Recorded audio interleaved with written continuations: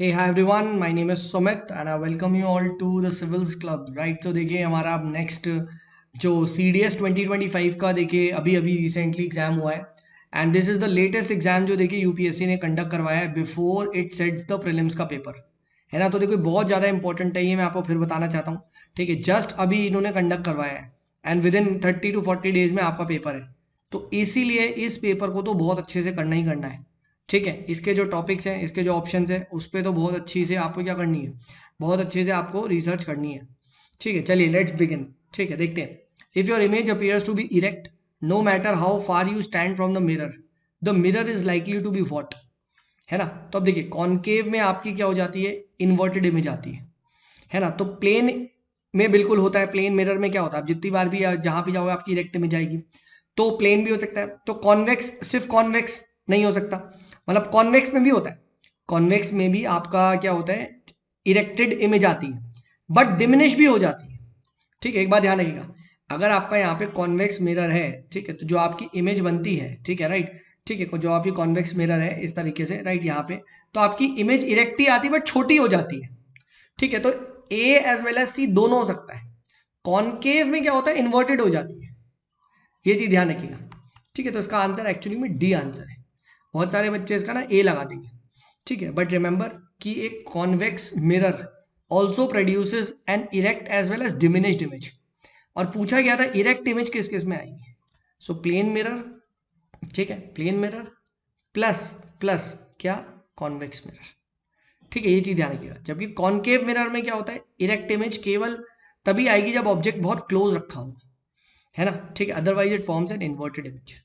तो ये चीज ध्यान रखिएगा कि अच्छा क्वेश्चन था, this is a very good question. अब आपको मुझे बताना है इनमें से कौन सा मिरर आपका ना रियर व्यू मिरर यूज किया जाता है। रियर व्यू मिरर इन कार, रियर व्यू मिरर, ठीक है, इन कार जाके सर्च करो। ठीक है, इन कार आपको ये सर्च करना है। ठीक है, जाके सर्च करो, पूछा आ सकता है, बिल्कुल पूछा आ सकता है। ठीक है, चलिए नेक्स्ट। ठीक है, which of the following statement is not correct, not correct पूछा गया है। ठीक है, so all bodies in the universe attract each others due to gravitational force, this is a true statement and this is absolutely right. ठीक है, Newton's law of gravitation follows from the Newton's law of motion, ये देखो गलत है। ठीक है, Newton's law of gravitation अलग है, न्यूटन्स लॉ ऑफ मोशन अलग है। ठीक है, न्यूटन्स लॉ ऑफ मोशन आपकी धरती पे जो बॉडी है वहां पे लगता है। ठीक है, और ये ग्रेविटेशन वाला आपका सेलेस्टिकल बॉडी पे लगता है।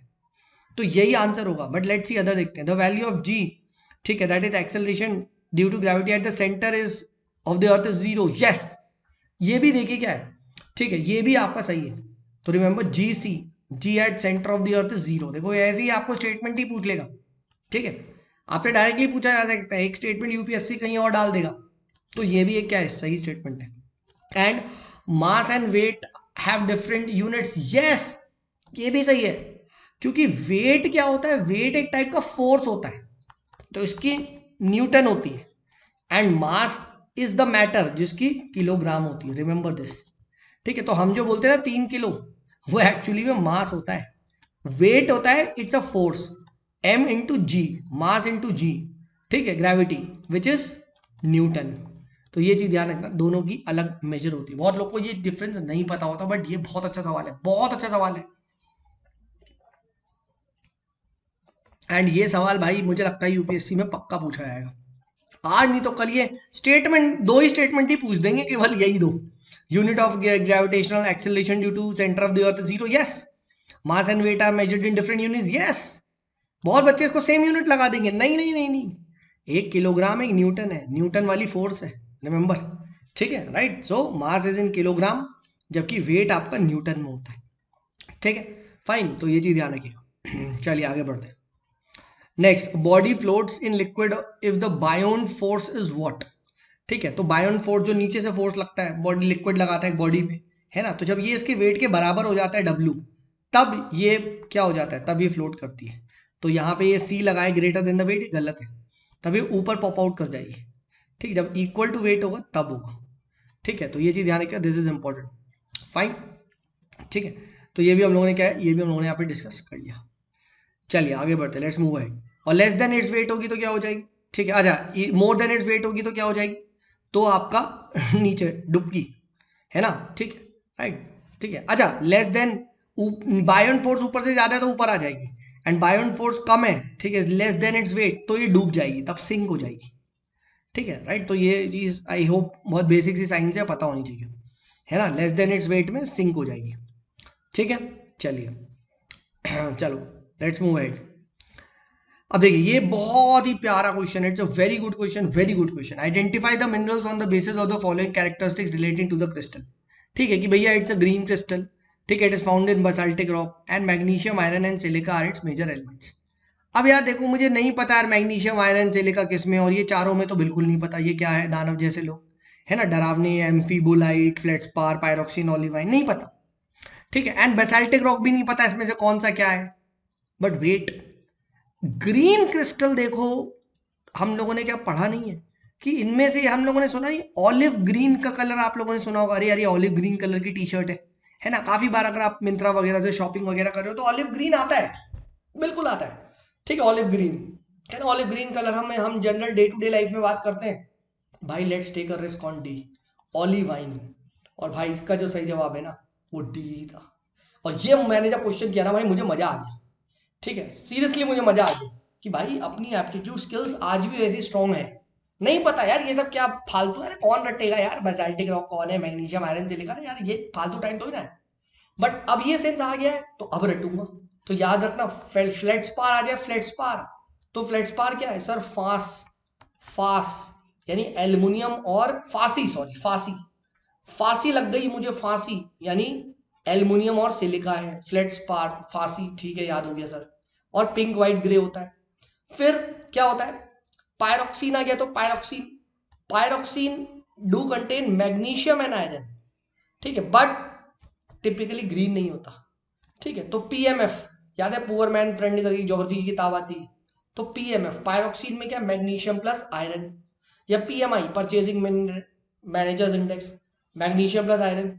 और ऑलिवाइन क्या है, ऑलिव ग्रीन, अभी हमने देखा, ठीक है, फाउंड इन बासाल्टिक, एंड ये चीजें पता है, एंड इसके अंदर क्या है, ऑलिव ग्रीन कौन पहनती है, लड़कियां पहनती है, तो मिस, MIS, इसके अंदर मैग्नीशियम आयरन एंड सिलिका मिलता है। फ्लेट्सपार में क्या मिलता है सर, फांसी, फांसी एल्युमिनियम प्लस सिलिकॉन, शाबाश, शाबाश मेरे दोस्त, तुझे याद हो गया, मुझे पता है, रट्टे भाई, भाई रट डालो, देखो दिमाग मत लगाओ, चुपचाप रट्टा मारो, वहीं से पूछ लेगा, right, which of the following with regards to feldspar is correct, right, it contain, ठीक है, एल्युमिनियम सिलिकॉन आयरन, गलत, हाँ ना, मतलब ठीक है, राइट, गलत, क्योंकि उसमें अंदर एल्युमिनियम सिलिका होता है, नॉट मैग्नीशियम आयरन, है ना। पायरोक्सिन पे पूछ लिया तो पीएमआई, पीएमआई, पीएमआई, ठीक है, मैग्नीशियम एंड आयरन, है ना। ऑलिव पे पूछ लिया गया तो ऑलिव कौन पहनता है, लड़कियां पहनती है, मिस, ठीक है, मैग्नीशियम आयरन सिलिका, खत्म, खत्म, हाँ है ना, याद हो गया, ठीक है। देखो ऐसे ही रट्टा मारना है, ठीक है, अब शॉर्ट नोट्स बनाने की भी जरूरत नहीं है, मैंने इसको यहीं पे घोटा मार लिया, मेमोनिक बना लिया, अब तू कभी भी पूछ ले मुझे रात में भी, राइट, उठा के पूछेगा थप्पड़ मार के तब भी बता दूंगा मैं,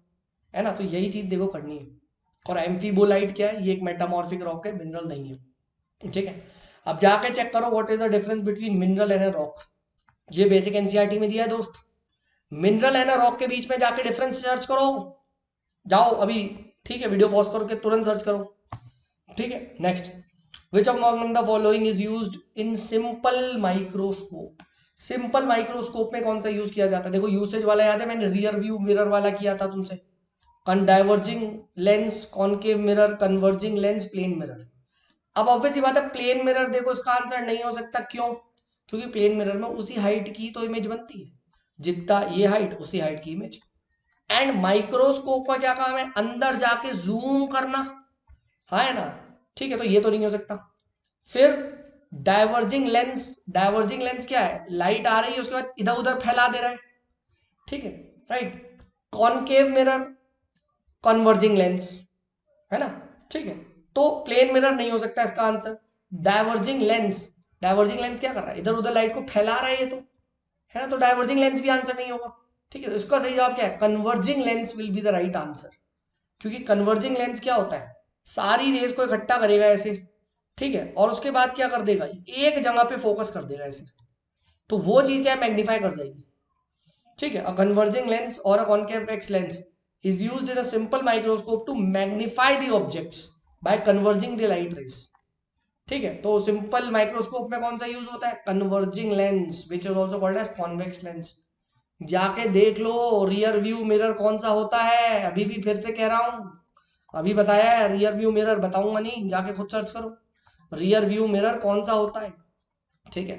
राइट, तो जाके ये देखो। सिमिलरली कॉनकेव मिरर याद रखना, देखो यहां से इंपॉर्टेंट है भाई, इंपॉर्टेंट है, सुनो। Concave mirror not used in simple microscope, it is used in some telescope. तो टेलीस्कोप में आ जाए तो कॉन्वेक्स मत लगा देना, ठीक है, तब आप कॉनकेव मिरर लगाना, सम टेलीस्कोप, है ना, ये चीज ध्यान रखना, ठीक है। राइट, तो ये चीज ध्यान रखना। एंड सिमिलरली डाइवर्जिंग लेंस क्या होता है, diverging lens is basically it spreads out the light rays and is used in device like peep holes, ठीक है, कि पतली सी लाइट के उसके बाद बहुत सारी ऐसे ऐसे लाइट को फैला रहा है, ठीक है, तो ये पीप होल्स में यूज किया जाता है। तो इसलिए आपको ये पता होनी चाहिए।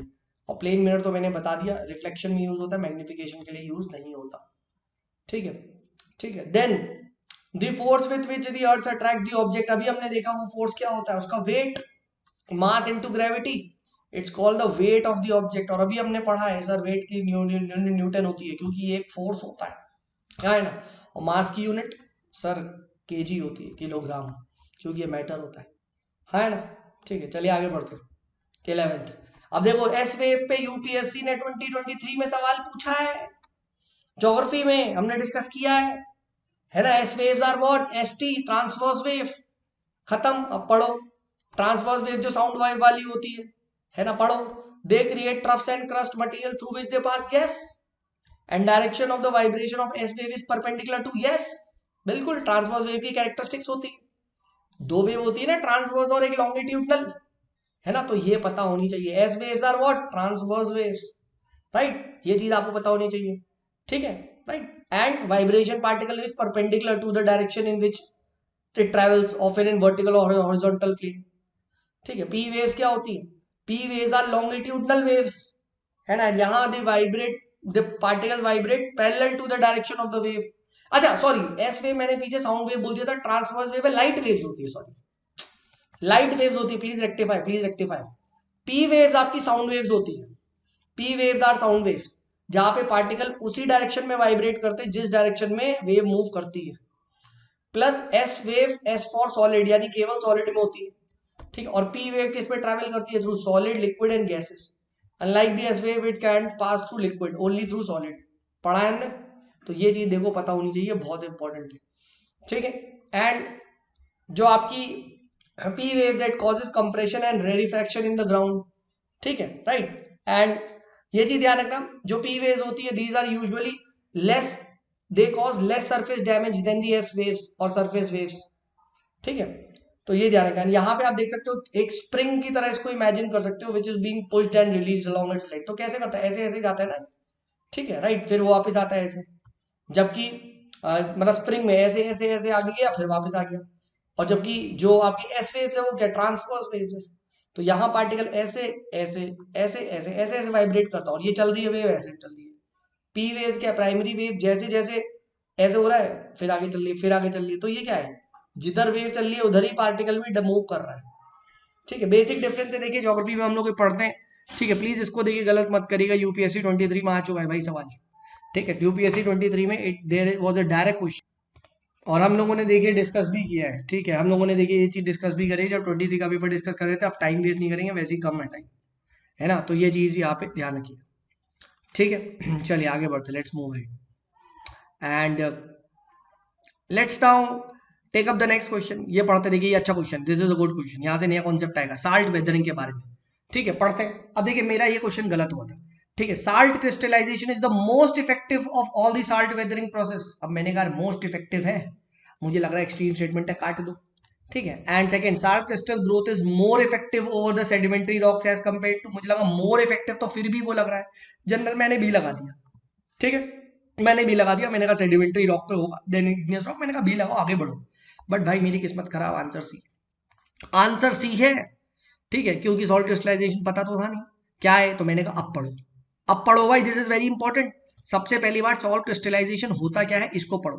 तो समझो सॉल्ट क्रिस्टलाइजेशन एक मैकेनिकल डिसइंटीग्रेशन प्रोसेस है, जिसमें क्या होता है, क्रिस्टल की ग्रोथ होती है इनसाइड द रॉक के पोर्स, पोर्स मतलब होल्स। तो ये हमारा सपोज करो रॉक है, इसके अंदर हल्का से क्या हो जाता है, पतला सा ऐसा वो हो जाएगा, ठीक है। यहाँ क्या होगा, क्रिस्टल ग्रो करेंगे, ठीक है। अब ग्रो करते करते करते करते फट, ये टूट गया, तो ये हो गया सॉल्ट क्रिस्टलाइजेशन, टूट गया, है ना, टूट गया। ठीक है, फिर उसके बाद उस पे पतले आया, फिर सॉल्ट, ऐसे ऐसे करते करते क्या हुआ, क्या हुआ, मैकेनिकली डिसइंटीग्रेट होते गया, बड़ा सॉल्ट छोटे छोटे छोटे छोटे छोटे छोटे छोटे। ठीक है, and this is considered to be the most effective salt weathering mechanism. अब वाई, वाई, क्योंकि दोस्त इसके अंदर क्या होता है ना, जब ये ऐसे खुला होता है, ठीक है, तो जो सॉल्ट क्रिस्टल्स होते हैं वो हाइड्रेट हो जाते हैं। इसके अंदर ये सॉल्ट क्रिस्टल आया और पानी आ गया तो हाइड्रेट होकर फूल जाते हैं, और फूलता है तो टूट जाता है। ठीक है, तो सॉल्ट क्रिस्टल, ठीक है, can cause the growth to 3x their volume during hydration. ठीक है, and this repeated crystallisation and dissolution cycle causes progressive weakening of the rock. तो इस तरीके से rock due to growth of the salt, salt crystallisation की वजह से क्या हो जाता है, मैकेनिकल डिसइंटीग्रेशन होता है। तो फर्स्ट क्वेश्चन क्या है, फर्स्ट क्वेश्चन ये है कि सर सॉल्ट क्रिस्टलाइजेशन एक मैकेनिकल वेदरिंग प्रोसेस है, ना कि क्या, केमिकल वेदरिंग। पहला सवाल तो तुमसे वो यही पूछ लेगा, is it a chemical weathering process, no it's a mechanical weathering process, खत्म। दूसरा, सेडिमेंट्री रॉक सर क्यों इसमें बोला गया कि सर सॉल्ट क्रिस्टल की ग्रोथ इफेक्टिव होती है सेडिमेंट्री रॉक पे, क्यों, क्योंकि सिंपल रीजन, वो ज्यादा पोरस होते हैं, वो लेस डेंस होते हैं, वो सॉफ्ट होते हैं, सॉफ्टी सॉफ्टी, हाँ है ना, तो बस making them more susceptible to salt growth. उनके अंदर ये अगर सेडिमेंट्री रॉक है तो उसके अंदर सॉल्ट पेनिट्रेट कर जाएगा, सॉफ्ट है, और फिर ये क्या है, पानी से मोटा होते जाएगा होते जाएगा होते जाएगा, टक से टूट के इसको दो भाग में रॉक को तोड़ देगा, खत्म। ठीक है, समझ आ गया। तो this is what is salt crystallisation, देख रहे हो भाई। ठीक है, तुम लोग के सिलेक्शन के लिए मुझे, ठीक है, ऐसी घटिया घटिया चीजें भी पढ़ानी पड़ रही है, तो थोड़ा तो शर्म कर लो, है ना। और इस बार एग्जाम निकालना है भाई, ठीक है, ये सब चीजें मैं पढ़ पढ़ के पढ़ा रहा हूँ। ठीक है, ज्योग्राफी वगैरह मुझे नफरत है पढ़ाना, बट कोई बात नहीं, अभी पढ़ा रहे तो अच्छे से पढ़ाएंगे, है ना। ठीक है, सो सॉल्ट वेदरिंग प्रोसेस क्या है कि मैकेनिकल वेदरिंग है, केमिकल नहीं है, पहली बता रहा हूं, उसमें कोई केमिकल रिएक्शन नहीं होता। फर्स्ट क्वेश्चन ये पूछा जाएगा। सेकंड क्वेश्चन यही पूछा जाएगा, it is the most effective, बिल्कुल सही बात है। थर्ड, सर ये सेडिमेंट्री रॉक में अच्छा चलता है, बिल्कुल सही बात है। ठीक है, तीसरा क्वेश्चन, ठीक है, और प्रोसेस मैंने बता दिया, ठीक है, कि वाटर डिजोल्व होता है सॉल्ट, ठीक है, एंड उसके बाद क्या होता है, it enters the cracks pores of the rocks, फूलता है, फटता है, टूटता है, बता दिया। ठीक है, फाइन। फोर्थ क्वेश्चन क्या पूछा जाएगा, सर ये प्रोसेस हमें कहां देखने को मिलता है। So remember, arid and semi arid climates में due to high evaporation rates. Third, coastal areas में due to salt spray and sea water बार बार आ जा रहा है तो हाइड्रेट कर देता है। एंड फोर्थ, जहां पे सेडिमेंट्री रॉक्स आपको ज्यादा दिखते हैं। ठीक है, तो ये चार सवाल इसमें से बनेंगे, फिर से रिपीट कर देता हूं। पहला सवाल ये मैकेनिकल वेदरिंग है, सेकंड सवाल ये मैक्सिमम इफेक्टिव होता है, थर्ड सवाल ये सेडिमेंट्री रॉक पे चलता है, और फोर्थ सवाल ये आपको कोस्टल एरिड, सेमी एरिड और जहां पे सेडिमेंट्री रॉक होते हैं वहां मिलता है। ठीक है, ज्यादा नहीं अब रटेंगे, चुपचाप आगे बढ़ेंगे। ठीक है, नेक्स्ट, अब ये देखो, सरफेस इन्वर्जन ऑफ टेम्परेचर, बहुत बार एनसीईआरटी में डायरेक्ट सवाल पूछा गया, डायरेक्ट एनसीईआरटी में ये मेंशन है, temperature inversion and does it cause instability in the lower, नहीं नहीं नहीं नहीं नहीं, इट कॉजेज स्टेबिलिटी। ठीक है, स्टेबिलिटी होता है टेम्परेचर इन्वर्जन की वजह से, तो गलत हो गया। And this inversion commonly last for few hours until sun comes up, yes, यही रीजन होता है। एक्चुअली में जो फॉग का फॉर्मेशन होता है वो रात को होता है, फिर सुबह जब सन आता है तो टेम्परेचर इन्वर्जन एंड हो जाता है। ठीक है, fog is formed due to temperature inversion. ये सब एनसीईआरटी के भाई देखो बेसिक कॉन्सेप्ट है, बेसिक कॉन्सेप्ट, बेसिक ज्योग्राफी जिसने पढ़ी है ये सवाल वो गलत नहीं करेगा। ठीक है, राइट। तो temperature inversion create stable conditions, not instability, है ना। और जनरली क्या होता है, ठीक है, टेम्परेचर इन्वर्जन को समझने के लिए जैसे जैसे हम ऊपर जाएंगे हाइट पे, टेम्परेचर क्या होता है, घटना चाहिए, है ना। As height increases temperature decreases, ये नॉर्मल होता है, लैप्स रेट बोलते हैं। बट अगर हाइट इंक्रीज हो रही है, टेम्परेचर बढ़े, तो दिस इज टेम्परेचर इन्वर्जन, यानी जमीन के नीचे क्या होगी, कूल एयर हो जाएगी, और ऊपर क्या होगी, हॉट एयर होगी, वार्म, हाँ है ना। ठीक है, वार्म एयर होगी, तो जैसे ही हम नीचे से ऊपर जाएंगे टेम्परेचर बढ़ जाएगा। अब ये होता क्यों है समझो, ये जो टेम्परेचर इन्वर्जन होता है ये यूजली नाइट में होता है, क्यों, अच्छा नाइट, दूसरा क्लियर स्काईज एंड काम विंड्स, ये भी ध्यान रखना, ये भी क्वेश्चन पूछा जा चुका है भाई, 2019 में ये सवाल डायरेक्ट पूछा गया था कि वाई क्लाउड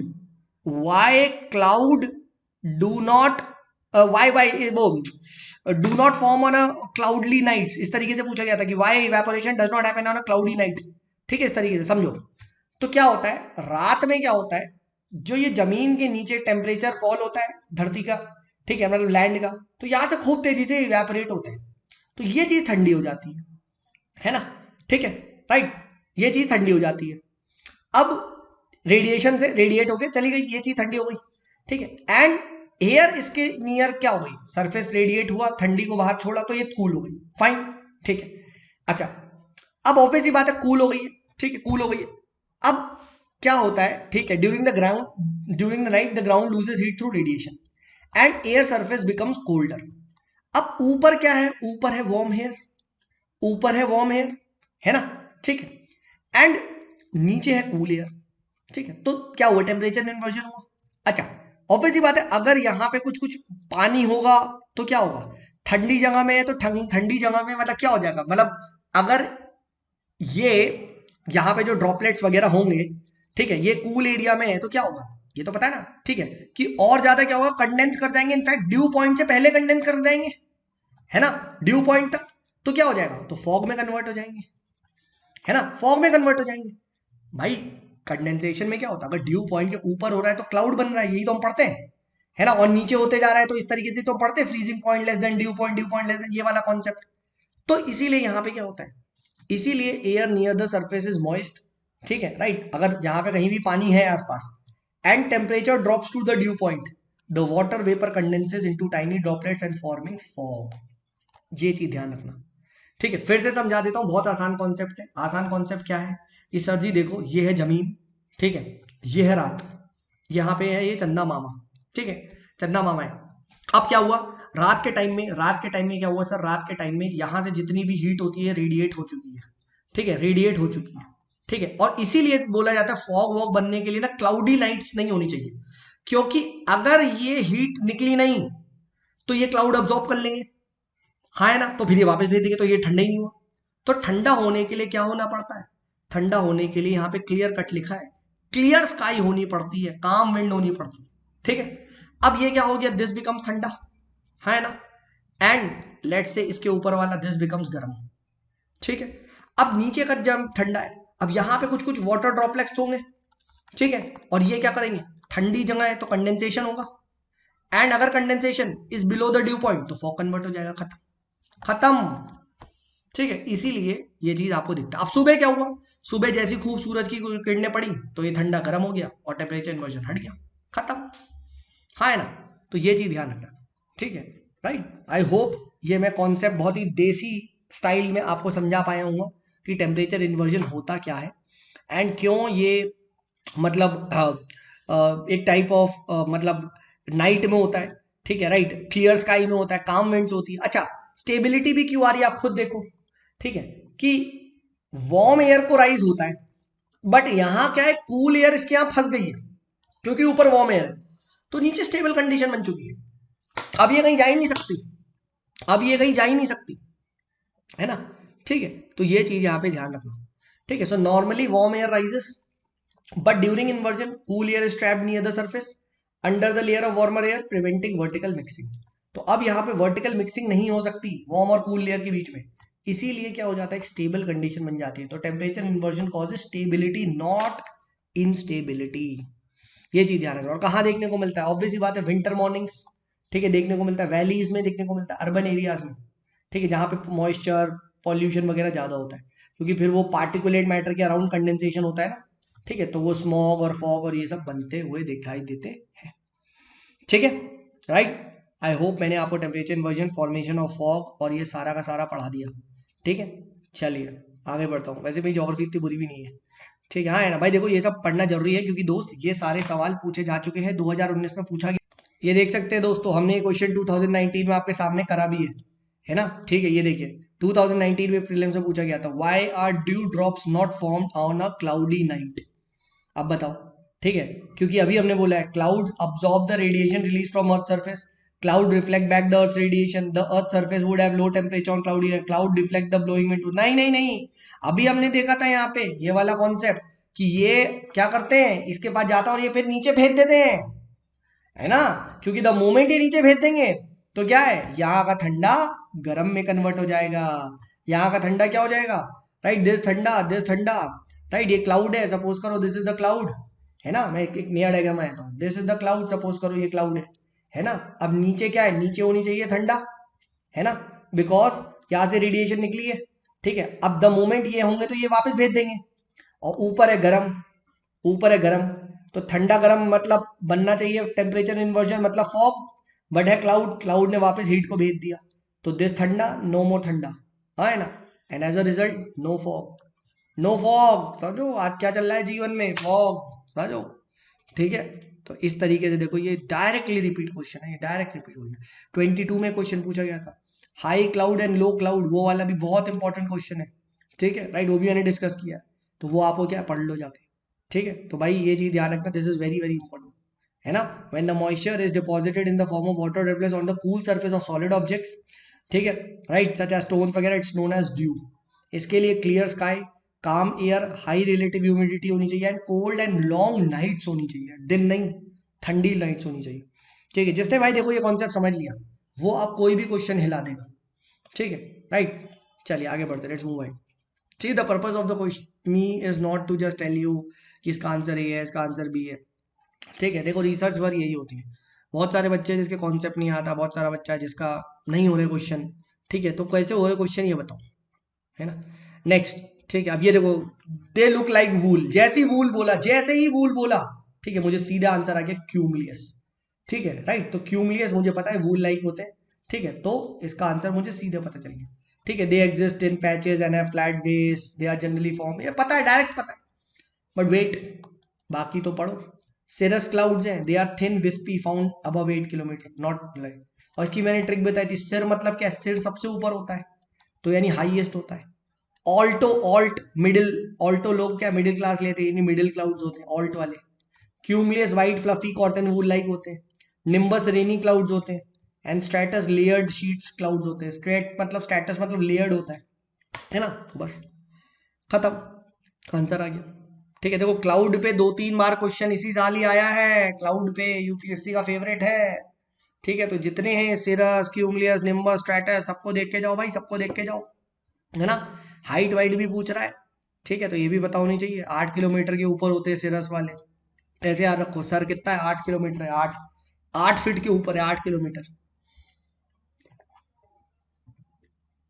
चलिए आगे बढ़ते, अब देखो ये इस साल 24 में सवाल आया था, देखो इस टाइप से, they had asked you a climate. अब देखो, temperature is high throughout the year, ठीक है, rainfall is variable with short wet season and long dry season, ठीक है। Climate of Sudan and Paraguay is an example of this climate, ठीक है। अब देखो, temperature is high throughout the year, throughout, ठीक है। तो mid latitude में कैसे होगा भाई, मिडिल लैटिट्यूड में तो ये क्या होता है, मिड लैटिट्यूड में तो बिल्कुल नहीं होगा थ्रू आउट द ईयर। अच्छा, ट्रॉपिकल मॉनसून, क्या मॉनसून में टेम्परेचर पूरे साल हाई होता है, व्हाट रबिश, व्हाट रबिश, ये भी नहीं है ना। फिर क्या, rainfall is variable with short wet season and longer dry season, है ना। एंड क्लाइमेट ऑफ क्या है, सूडान एंड पराग्वे, ठीक है। तो सूडान टाइप ऑफ क्लाइमेट को क्या बोला जाता है, ठीक है। अच्छा, सूडान में याद रखना सवाना है, savanna type of climate, savanna, और सवाना को ही क्या बोला जाता है, tropical wet and dry climate, answer है डी।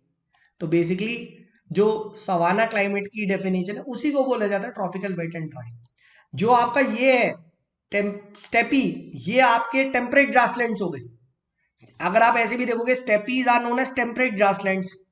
सो टेम्परेट ग्रासलैंड्स में आपको टेम्परेचर पूरे साल हाई कैसे मिल जाएगा, आप मुझे बताओ। ये जो टेम्परेट रीजन में है ना, तो उससे भी आप एलिमिनेट कर सकते हो कि स्टेपीज आर टेम्परेट ग्रासलैंड्स, तो ये हट गया। मॉनसून अपने देश में ही है, अब खुद देख लो कि हमारे देश में पूरे साल गर्मी होती है, क्या पूरे साल गर्मी होती है, नहीं, ऐसा तो नहीं है, बिल्कुल नहीं है, ठीक है। तो अपने देश का भी हटा लो, ठीक है। तो इस तरीके से you would have solve. Similarly mid latitude steppe, steppe again temperate region में चला गया, तो कैसे हुआ, तो एक ही बचा tropical wet and dry climate, खत्म, खत्म, है ना। तो इस तरीके से आप देखो दोस्त, ठीक है, it is found in Sudan, Paraguay, Brazil, India के कुछ कुछ पार्ट्स में, ठीक है, सवाना ग्रासलैंड वगैरह। अब देखो बाकी क्लाइमेट को भी जाके देखो कि सब ट्रॉपिकल स्टेपी में कहाँ मिलता है। हॉट समर्स होते हैं, माइल्ड टू कूल विंटर्स होते हैं, रेनफॉल लो एंड इरेगुलर होती है, दैट इज वाई स्टेपीज वगैरह की क्या है, these are you can say less, मतलब यूज फॉर ग्रेजिंग इतना अच्छा नहीं है, ठीक है, as compare to you can say savanna, ठीक है, right, more than the desert but still यहाँ पे एरिड होता है, ठीक है, and these are on the margin of the hot deserts, ठीक है, राइट। इस तरीके से देखो parts of Pakistan, central America, north Mexico. फिर मिड लैटिट्यूड स्टेपी क्लाइमेट, यहाँ पे हॉट समर्स होते हैं, कूल कोल्ड विंटर्स होते हैं। इंटीरियर ऑफ कॉन्टिनेंट्स पे मिलते हैं टेम्परेट रीजन्स में, ठीक है। तो great plains of USA, central Asia, Patagonia, Argentina वगैरह में, ठीक है। और ट्रॉपिकल मानसून क्लाइमेट, ये तो अपनी यही मिलता है। Heavy rain during monsoon, short dry season, ठीक है। इस तरीके से आप देखो, ठीक है, फाइन। तो ये भी हम लोगों ने यहाँ पे देख लिया। नेक्स्ट, अब ये देखो, ये भी अच्छा सवाल है। करे which is the correct sequence of salts in ascending order. अब ये देखो पता होना चाहिए, मुझे तो पता था NaCl सबसे ज्यादा होता है, क्लोराइड।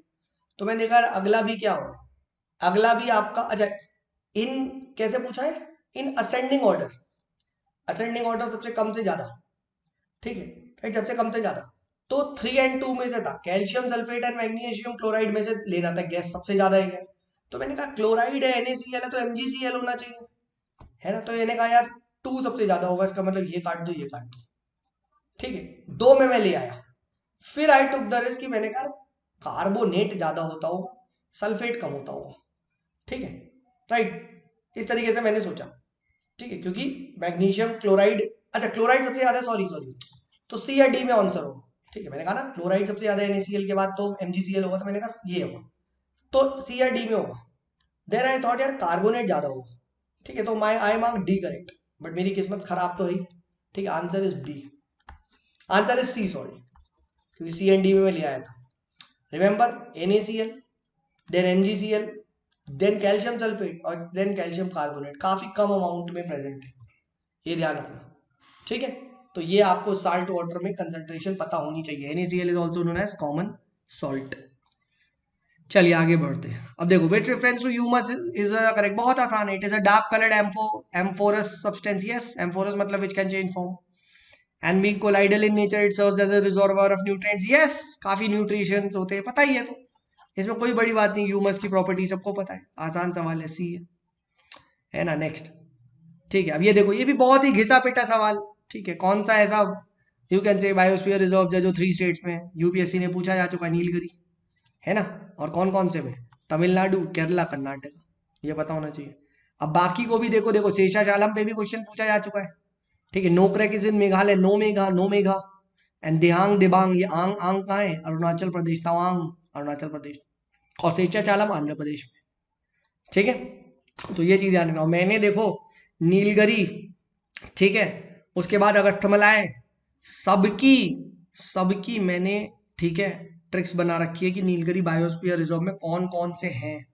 तो भाई ये देखना बहुत ज्यादा जरूरी है, ठीक है। यूट्यूब पे मैप ट्रिक्स करके है, मैं फिर बता। तो यहाँ पे देखो सिविल्स क्लब 2.0 चैनल पे जाना, और यहाँ पे जाओगे, यहाँ पे आपको मैप ट्रिक्स करके देखो, दिख रहा होगा यहाँ पे मैप ट्रिक्स हो गया, पार्ट 7, पार्ट 5, पार्ट 6, पार्ट 4। इसमें मैंने सारे के सारे जितने भी बायोस्फीयर रिजर्व्स है, ठीक है, मतलब जो मेन मेन है, देखो पार्ट 6 वाली ये, ठीक है, ये वाले अगर आप इस वीडियो को क्लिक करोगे, ठीक है, तो गाइस यहाँ हम लोग देखो, अपनी मैप की ठीक सीरीज है, को ये कंटिन्यू देखो, करेंगे। अगर आप, एंड आज हम लोग देखिए बहुत जस्ट वन इंपॉर्टेंट सेकेंड, चीज। जस्ट वन सेकेंड, ठीक है, इसे मैं बड़ा करता हूँ, ठीक है। ये देखिए, अगर आप देख पा रहे हैं, अगर आप देख पा रहे हैं यहाँ पे, आई होप आपको क्लियर हो रहा होगा। तो यहाँ देखो अगस्तमलाई की ट्रिक बनाई है, नीलगिरी की ट्रिक बनाई है, तो ये भाई प्लीज जाके देख लो, ठीक है। This is very very important, इसे जाके देखो, ठीक है, and this is a part of this as well, है ना, ठीक है, ठीक है। तो ये चीज हम लोगों ने यहाँ पे देख लिया, ये इसको जाके देखना है आपको, मैंने सारी ट्रिकें बताई है। नेक्स्ट बढ़ते हैं। River Danube flows does not flow through which on of the cities. अब भाई दानूबे याद रखना, दानूबे पे क्वेश्चन आया, अब हमें नहीं पता, ऑब्वियसली बात है नहीं पता सर, बट अब पढ़ के जाएंगे। रिमेंबर, रिवर दानूबे वर्ल्ड की इकलौती ऐसी रिवर है जो 10 कंट्री से फ्लो होती है। 10 कंट्रीज के नाम मुझे पता है सर, आप बताओगे? जी हाँ दोस्त, मैं बताऊंगा, चिंता मत करो, ट्रिक बताऊंगा। जर्मनी से स्टार्ट होती है, ब्लैक फॉरेस्ट से, और यूक्रेन में माउथ ब्लैक सी पे जाती है, यूक्रेन में ब्लैक सी में एंड हो जाती है। सो फर्स्ट ट्रिक क्या है, दानूबे, बे यानी क्या, ब्लैक सी में एंड होती है। वेयर डज दानूबे एंड, दानूबे, बे, ठीक है। उसके बाद क्या है, 10 कंट्री के नाम आपको पता होने चाहिए। 10 कंट्री के नाम बहुत आसान है, बहुत ज्यादा आसान है। क्या है, क्या है, ठीक है, गैस का बम, ठीक है, गैस का बम, हंगरी, CSR। इस तरीके से अगर आप याद करोगे तो आपको याद हो जाएगा, ठीक है। दानूबे, ठीक है, दानूबे क्या है, कहाँ एंड होती है, यूक्रेन में, यूक्रेन में क्या हो रही है, बमबारी हो रही है, तो गैस बम, गैस बम। अच्छा, जब आप हंग्री होगे तो ऑब्वियसली बात है कुछ खाओगे, कुछ खाओगे तो खाना कैसा होगा, बर्गर हो, बर्गर। तो अभी मैं इसलिए बता रहा हूँ बर्गर, क्यों आप या माल, बर्गर को माल से करें क्योंकि ये कंट्रीज के नाम है, बल बर्गर, बर बुल्गारिया, ठीक है, ये चीज ध्यान रखना। माल माल क्यों बोल रहा हूँ सर, क्योंकि मोल्डोवा एक कंट्री है ना।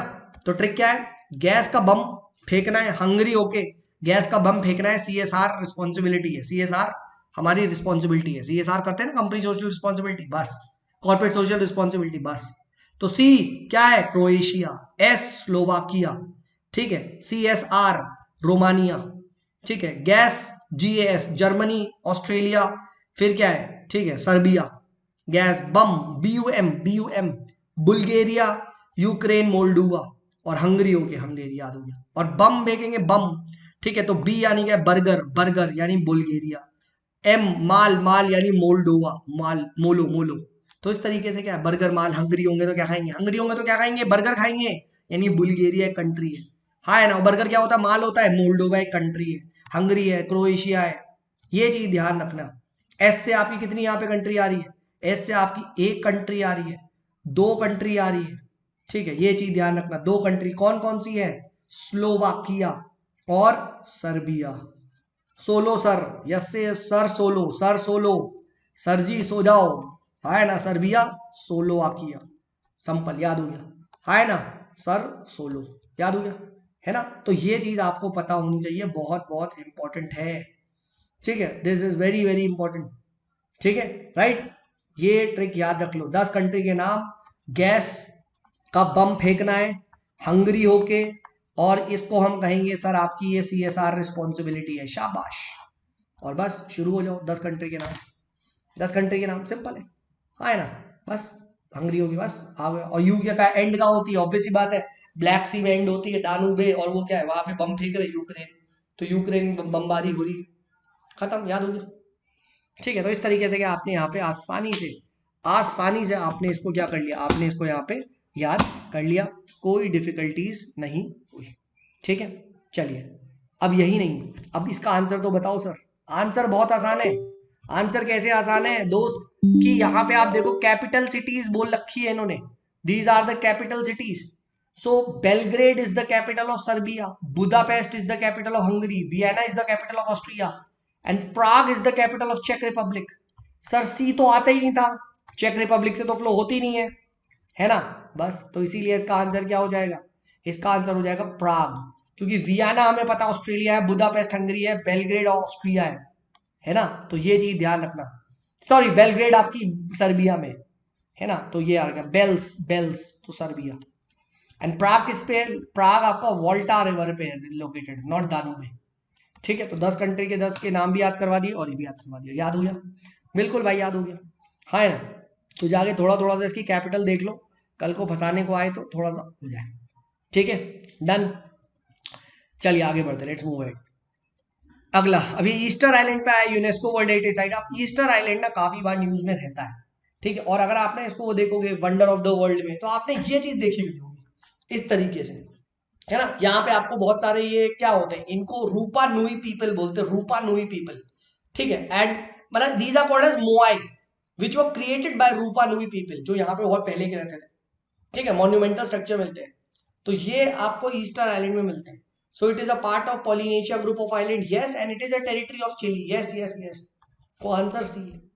तो प्योर फैक्ट का था, याद रखना, ठीक है, बट ये चीज जानना, it is a southern most part of the Polynesian triangle, Easter island, and UNESCO ने इसे 1995 में एक वर्ल्ड हेरिटेज साइट भी डिक्लेयर किया था, ठीक है, एंड यहाँ पे रूपा नुई नेशनल पार्क है, और ये इन इन मॉन्यूमेंट्स को क्या बोलते हैं, मोआई, मोआई, ठीक है, इस तरीके से याद रखना, ठीक है। तो यूनेस्को वर्ल्ड हेरिटेज साइट, इसके बारे में ईस्टर आइलैंड पूछा गया था, ठीक है। तो ई चिली का है, पार्ट ऑफ पोलिनेशिया है, एंड क्या है, मोआई यहाँ पे मिलता है, मोआई मॉन्यूमेंटल, और किसने बनाया, रूपा नुई पीपल ने, रूपा नुई, ऐसे पूछ लिया जाए रूपा नुई नेशनल पार्क कहाँ है, अब तुम डर गए, मुझे तो नहीं पता, अरे पढ़ा है, ईस्टर आइलैंड पे है ना। तो ये चीज याद रखना, चिली में है, ठीक है, फाइन। चलो नेक्स्ट, अब ये भी क्वेश्चन आया था, which among the following is home to endangered mountain gorilla in Africa, नहीं पता भाई, नहीं पता, ऑब्वियस सी बात है, इसका आंसर क्या है, विरुंगा माउंटेन्स। बट वेट, ये सारा आया है तो फटाफट इसको देखते हैं ना, हाँ है ना, सबसे पहले वीरुंगा माउंटेन्स। तो वीरू कहाँ है, वीरू। तो रिमेंबर, वीरू भाई ने क्या बनाया है, वीरेंद्र सहवाग ने 3 सेंचुरी 300 रन बनाए हैं। यानी सर ये 3 कंट्री के ट्राई सेक्शन पे होगा। शाबाश। Rwanda, Uganda and Democratic Republic of Congo. So Veeru भाई ने क्या बनाया, वीरू भाई ने 300 रन बनाए। आर यू क्या, RUC कॉन्गो या RUDC, रूड, रूड, ठीक है, RUD। वीरू भाई ने क्या हो गया, रूड हो गए, ठीक है, पाकिस्तान को लपेटा था ना, आए ना, ठीक है। तो RUD, ठीक है, Rwanda, Uganda and Democratic Republic of Congo, ठीक है, डन। फिर उसके बाद क्या है, यहाँ पे आपको mountain gorilla, endangered mountain gorilla मिलते हैं। कहाँ पे, volcanic volcanoes national park, Mgahinga gorilla national park and Virunga national park. तो ये पूछा जाए वीरुंगा नेशनल पार्क का है, VRC कॉन्गो यानी डेमोक्रेटिक रिपब्लिक ऑफ कॉन्गो, पहले तो याद करो। अच्छा, माउंट केन्या में, तो ये तो केन्या में there is no mountain gorilla found here. Mount Kilimanjaro हम पढ़ चुके हैं, ये हाईएस्ट माउंटेन है, हाँ है ना। इट इज इन केटी Tanzania, not a gorilla. And Ngorongoro crater कहाँ है, अभी हम आगे पढ़ेंगे नोगोर्नो क्रेटर, डोंट वरी, पहले माउंट केन्या पढ़ते हैं। तो ये माउंट केन्या याद रखना, सेकंड हाईएस्ट माउंटेन है आफ्टर माउंट किलिमंजारो, अभी हमने पढ़ लिया। सिमिलरली नगोर्नो क्रेटर का है NCT, तंजानिया में, तंजानिया, ठीक है। यानी यहाँ जहां पे क्या है, माउंट किलिमंजारो KT, ठीक है, वैसी नगोर्नो क्रेटर कहाँ है, नगोर्नो क्रेटर ये कहाँ है, तंजानिया में। तो कल को ये पूछा जा सकता है नगोर्नो क्रेटर कहाँ है, ठीक है। और यहाँ एक वॉल्केनिक, लार्ज वॉल्केनिक कैल्डेरा है, ठीक है। यहाँ पे लॉयंस एलिफेंट मिलते हैं, नो माउंटेन गोरिल्ला। तो बस हमने चारों ऑप्शन को याद कर लिया। माउंटेन गोरिल्ला भी देख लिया, विरुंगा देख लिया, विरुंगा माउंटेन्स कहाँ पे, विरुंगा माउंटेन भी देख लिया सर। वीरू भाई ने 3 सेंचुरी बनाई है, 300 रन, यानी 3 है। और रूडो के बनाई थी RUD, Rwanda Uganda democratic Republic of Congo, खत्म, खत्म, ठीक है। तो ये हमने क्या है, सारे का सारा रट्टा मार लिया। रट्टा मारो भाई, देखो याद करना बहुत इंपॉर्टेंट है, नहीं तो फिर भगवान भरोसे बैठे हो गए, है ना, क्या पता भगवान ही हमारे भरोसे बैठा हो, ठीक है। तो ये काम मत करो। नेक्स्ट जॉर्डन पे आया है, the country of the Jordan was created through British mandate after world war 1। Yes, बिल्कुल सही बात है, हम पढ़ते हैं। And it is a landlocked country, no. छोटा सा पार्ट जो जॉर्डन का है, छोटा सा पार्ट गल्फ ऑफ अकाबा को यहाँ टच करता है, जिसकी वजह से ये खुल जाता है। It's not a landlocked country, ये ध्यान रखना। अच्छा सर, जॉर्डन के बॉर्डर, तो जॉर्डन के बॉर्डर है Syria to the north, Iraq to the north east, Saudi Arabia, Israel, Palestine, ठीक है, राइट। तो ये जी याद रखना सर, इसलिए थोड़ी ना हमने पैसे दिए थे, इसे याद तो करवाओ, बिल्कुल मुझे पता है, हाँ है ना। तो जॉर्डन में याद रखना ISIS को पेल दिया, ISIS को पेल दिया, यानी ISIS पेल। तो आई क्या है, इजराइल। एस क्या है, एस क्या है, सीरिया।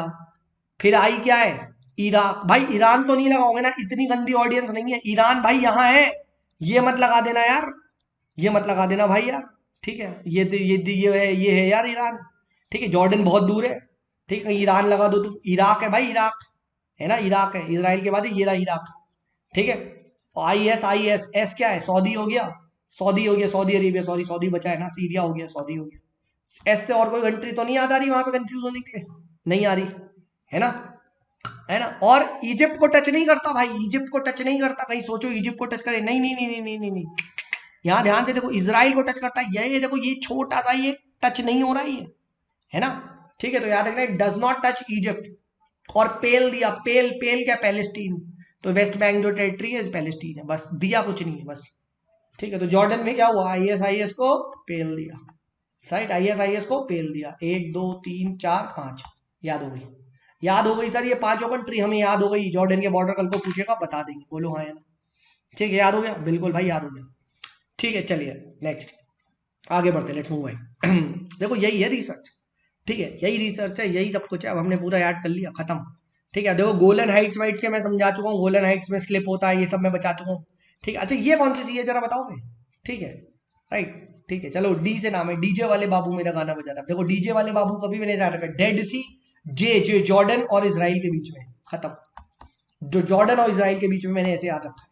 और ऑब्वियस सी बात है, पैलेस्टीन का ये वेस्ट बैंक वाला पार्ट है, ये भी है, तो ये भी ध्यान रखना है, डीजे वाले बाबू, डीजे, तो डेड सी क्या, जॉर्डन और इसराइल, ठीक है, और पैलेस्टीन, ठीक है। चलिए आगे बढ़ते हैं, next. Which of the following places is situated close to Pearl river estuary. पहली बात तो पर्ल रिवर कहाँ है, तो ये चाइना में, रिमेंबर, ठीक है, और यह मकाओ इसका सही जवाब है। ठीक है, right. Pearl River estuary is located in southern China. Region includes Macao, Hong Kong, Shenzhen, Guangzhou, ये जो भी है। ठीक है, Macao is physically located right to the estuary's mouth, making it the closest. Bangkok देखो दूर है थाईलैंड में, हांगकांग नियर बाय है बट स्लाइटली फार्दर है, और Singapore is located in South East Asia far from the Pearl River region. ठीक है, तो अगर आपको ये पता होता कि सर पर्ल रिवर चाइना में, तो you could have got this right कि हाँ यार सिंगापुर और बैंकॉक तो दूर दूर है थाईलैंड वगैरह में, Hong Kong and Macau, Macau is in China, है ना। तो इस तरीके से आप शायद कर सकते थे। ठीक है, बट कोई बात नहीं। ठीक है, आपको पता होना चाहिए पर्ल रिवर के बारे में। It's one of the major rivers of southern China. It is the third longest river in China after Yangtze and Yellow rivers. It is form by the confluence of जाई river, Bei river and Dong river, जाई Bei Dong, है ना।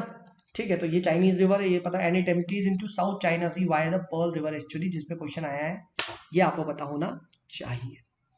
ठीक है, done, यहां तक clear हो गया। ठीक है, I think this is easy, definitely this is easy. ठीक है, नो डाउट्स ऑन दिस। चलिए आगे बढ़ते next. Consider following statement regard to Australia. Coral sea separates the great barrier reef from the southern pacific, right, yes this is right. And the great dividing range extends from Melbourne to Perth in Australia. नहीं नहीं नहीं, देखो अगर आपको थोड़ा सा पता है, थोड़ा सा ऑस्ट्रेलिया का देखो मैप पता है, तो आप ना सिटीज को बस याद रखने ना कि वेस्ट से ईस्ट की सिटीज कैसे आती, पम्मी, पम्मी, PAMS, PAM, sorry PAMS, Perth, Adelaide, Melbourne and Sydney. ठीक है, एंड सिडनी, वैसे कैनबरा भी है। तो यार मैंने कैसे कहता, पंबा पंबा करके याद किया था मैंने, पंबा पंबा पंबा, सॉरी सॉरी। ठीक है, PAM, ठीक है, SB, ठीक है, पंबा पंबा। ठीक है, सो पर्थ, एडलेड, मेलबर्न, ठीक है, सिडनी एंड ब्रिस्बेन, ये आपको पता होना चाहिए। हालांकि कैनबरा भी ऑस्ट्रेलिया की कैपिटल है, ये भी देख सकते हो, यहाँ पे कैनबरा भी आता है सिडनी से जस्ट पहले। ठीक है, तो CS, सिडनी से जस्ट पहले क्या होता है, CS, कैनबरा भी आता है। ठीक है, बट छोड़ो, मोस्ट इंपॉर्टेंट से ग्रेट डिवाइडिंग रेंज ऑस्ट्रेलिया में है कहाँ, यही नहीं पता भाई। ये ईस्टर्न साइड में ऐसे है, ये देखो, ये रही ग्रेट डिवाइडिंग रेंज।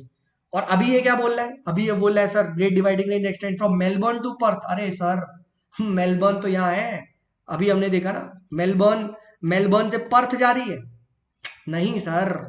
ठीक है, ये तो इधर की साइड है ना। तो इसलिए क्या है, दिस इज अ रॉन्ग।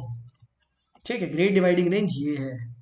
ठीक है, और पंबा याद रखना, पर्थ, एडलेड, ठीक है, M, मेलबर्न, ठीक है, उसके बाद क्या, ब्रिस्बेन, पंबा, ठीक है, पैम, सिडनी, सिडनी से पहले कैनबरा, और क्या है, ठीक है, ब्रिस्बेन। ये आपको याद होना चाहिए, ये रफ आइडिया देखो अगर याद हो गया वेस्ट से ईस्ट। ठीक है, पैम्स, PAMS B, बस याद कर लो, बस ये जी याद रखना। और S से पहले क्या होता है, S से पहले C आता है, सिडनी, तो सिडनी से पहले कैनबरा आता है, बस। तो ये हमने, ठीक है, वेस्ट से ईस्ट की जो वो है हमने लगा दी। ठीक है, अच्छा यहाँ पे भी देखो, देखो जनरली दोनों ऑप्शन सही नहीं दे रहा UPSC, ये चीज ध्यान रखना, है ना, दोनों ऑप्शन सही नहीं दे रहा। ठीक है, तो ये भी हम लोगों ने यहाँ पे कर लिया। देन अगेन देखो, ये क्वेश्चन आया कौन से, नॉर्थ टू साउथ। अब मुझे बस इतना पता था, मैंने NCERT में पढ़ा था KLZ, ये एक साथ होते हैं, काराकोरम, लद्दाख, जस्कर। मैंने बस ये देखा कारा, और कैसे पूछा नॉर्थ टू साउथ, तो मैंने कहा 1 3 4 एक साथ होंगे, और 1 3 4 एक साथ बस मुझे यहाँ पे दिखाई दी। मैंने कहा कुछ मत सोचो, लगा दो D, और D आंसर है। तो कुनलुन कहाँ है, कुनलुन भाई ये चाइना में, ये और ऊपर है, याद रखना। Kunlun range is in north of Karakoram which is China. और KLZ ये बेसिक NCERT में दिया भाई, दिस सवाल इज इन बेसिक NCERT, है ना। ठीक है, तो ये चीज हमने यहाँ पे रखना। Then again with reference to the following statements, saline soils पे पूछा है, they are rich in nitrogen, no no no no, not at all rich in nitrogen, है ना। They occur in the arid and semi arid region and in water log and yes yes यार, यही तो है saline soils. Answer क्या है, B आ जाएगा, बस, है ना। तो इसके साथ देखिए पार्ट 1 ऑफ द डिस्कशन हमने कंप्लीट कर लिया। ठीक है, अब आगे बढ़ेंगे and then we will be seeing the part 2 discussion. ठीक है, कंप्लीट करेंगे, डोंट वरी, क्योंकि मुझे इसके ऑप्शन ढूंढने में थोड़ा सा टाइम लग रहा है। ठीक है, बट डोंट वरी, जो भी कराएंगे अच्छे से कराएंगे, राइट। तो कल मैं एक और वीडियो डालूंगा इसको रिसर्च करके, तो सारा का सारा CDS का मैं करवा दूंगा, टेंशन ना लें। ठीक है, क्योंकि मैं सिर्फ क्वेश्चन आंसर नहीं बता रहा भाई, मैं याद भी करना सिखा रहा हूँ। ठीक है, जैसे हमने ऑस्ट्रेलिया का पढ़ा, ठीक है, उससे पहले हम लोगों ने ये देखा, ठीक है, ये जॉर्डन के बॉर्डर्स देखे, है ना। फिर उससे पहले हम लोगों ने यहाँ पे ये विरुंगा और ये सब याद किया, ईस्टर आइलैंड्स को याद किया, ये इसको, ये सब मोए फोए, ये सब, ठीक है, याद है, मोए मोए, ये सब क्या है, ये सब भी याद करा। तो देखो यही रिसर्च है ना, डानूबे की 10 क्यों याद किया, गैस बम हंगरी CSR। ठीक है, देखो तभी होगा यार सिलेक्शन, मेहनत करोगे भाई तभी होगा, सिंपल। ठीक है, अगर देखो कोई भी चीज़ आसान होती तो भाई सबको मिल जाती। So please do not fall for any trap दोस्त, ट्रस्ट मी, मुझे भी इस क्वेश्चंस को बनाने में टाइम लग रहा है दोस्त। ऐसा नहीं मैं सुबह उठ के कुछ भी बक दूं, हाँ है ना, जिसे बनाने में काफ़ी टाइम लग रहा है, तो प्लीज़ मेहनत को रिस्पेक्ट करो और आप भी करो। ठीक है, आप ही के लिए कर रहा हूँ, मुझे कौन सा एग्जाम देना है। ठीक है, चलिए, this is me Sumit signing off, bye bye.